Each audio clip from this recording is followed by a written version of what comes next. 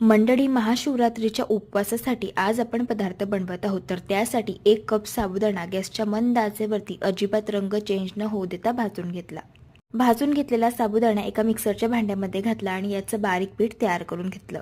कढईमध्ये 3 चमचे साजूक तूप गरम करून घेतलं. यामध्ये ही पावडर घातली आणि ही साबुदाण्याची पावडर गॅसच्या मंद आचेवरती 4 ते 5 मिनिटं सुगंध रिलीज होईपर्यंत भाजून घेतली.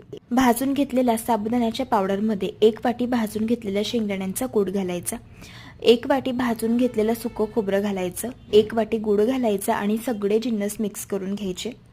आता हे मिश्रण मिक्सरच्या भांड्यामध्ये घालायचं आणि पल्स मोडवरती 2 सेकंद फिरवून घ्यायचं. या पद्धतीने तयार केलेलं मिश्रण पसरट ताटामध्ये काढायचं. पाव चमचा वेलची पावडर, काजू आणि बदामाचे काप घालायचे. याला मिक्स करून घ्यायचं आणि याचे छान गोलाकार लाडू हे वळून घ्यायचे.